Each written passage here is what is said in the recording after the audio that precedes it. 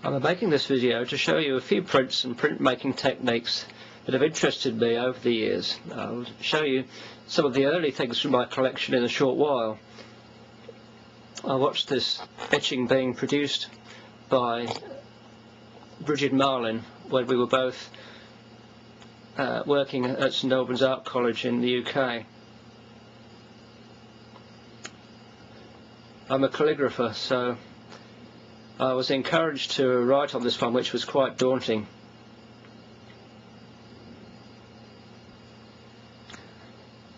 He who knows not, and knows not that he knows not, is a fool. Shun him. He who knows not, and knows that he knows not, is a child. Teach him. He who knows, and knows not that he knows, is asleep. Awaken him. He who knows, and knows that he knows, is wise. Follow him.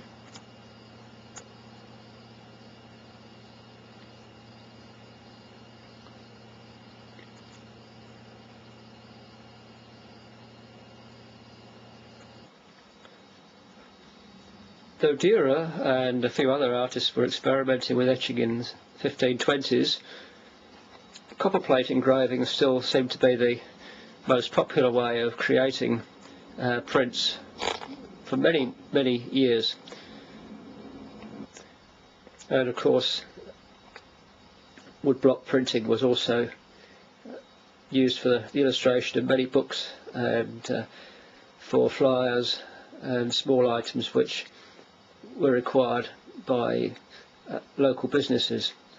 This is an example. This is a print taken from one of the original woodblocks engraved by Thomas Bewick, and there's a little early woodblock. This is an early copperplate engraving by William Blake. It was done for Wits magazine, and probably something that he didn't really enjoy doing.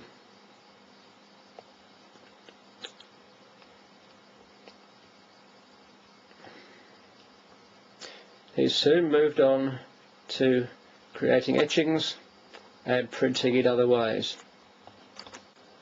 The popularity of etching really increased dramatically as soon as it was taken on by the caricaturists at the end of the 18th century. This is a print by Rowlandson, and you can see the joy that he had in expressing himself with energy and line.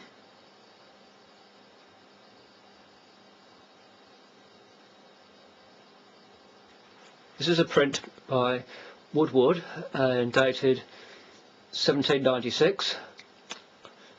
I have a suspicion that it may well be the world's first strip cartoon.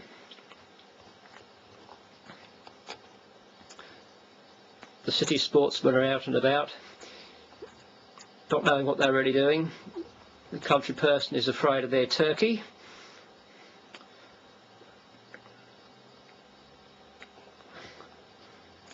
The city sportsmen are shooting everything in sight.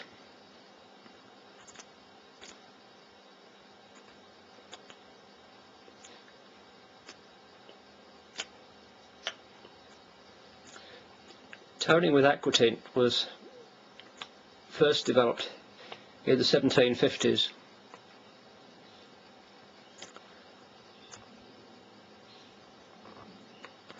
But prints on the whole were being hand coloured in watercolour.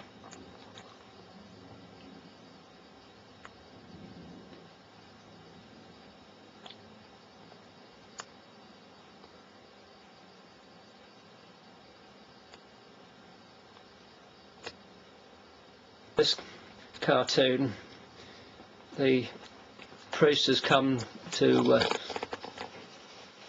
claim the tenth, the tithe, and so the farmer is giving the pastor his 10th child, when the pastor was really wanting the pig, the 10th pig.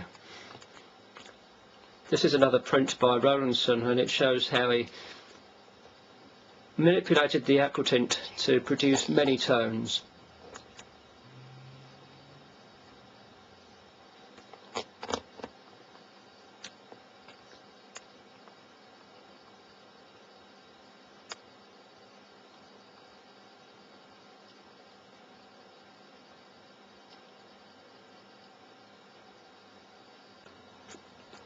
I love the way that Bridget has combined open bite etching on copper with aquatint, and as you can see in this etching of Leda and the Swan, she's got an amazing gradation of tone, vibrance and brilliance. Back in 1978, Bridget and I worked on this concept of the poem on one side and the etching on the other.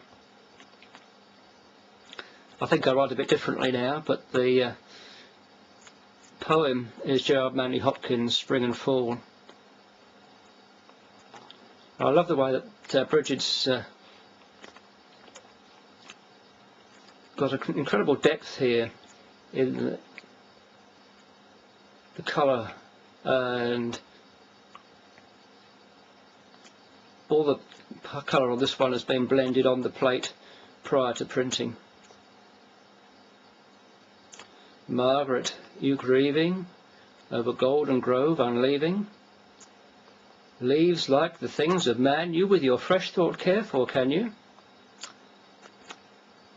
Ah, as the heart grows older, it will come to such sights colder by and by, nor spare a sigh, though worlds of one wood leaf meal lie. And yet you will weep and know why. Now, no matter, child, the name, sorrow's springs are the same. Nor mouth had, no, nor mind expressed what heart heard of. Ghost guessed, it is the blight man was born for. It is Margaret you mourn for.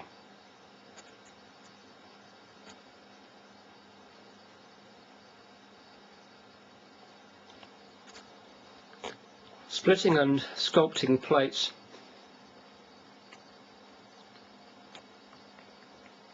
stimulated me to do several things with my own.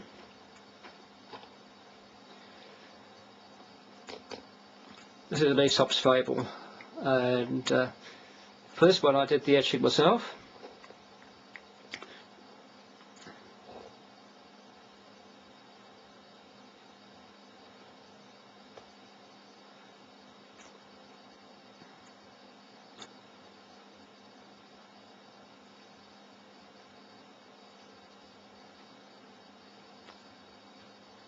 So put plates together.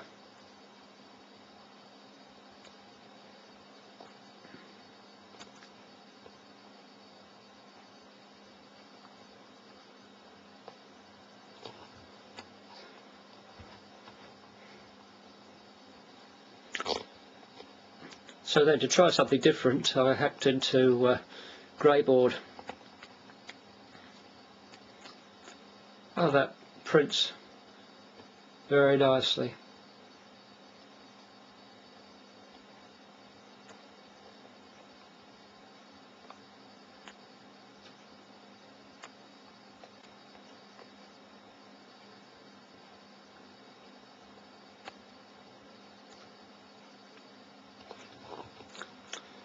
And here's another using a photographic mount board, which has been cut and carved.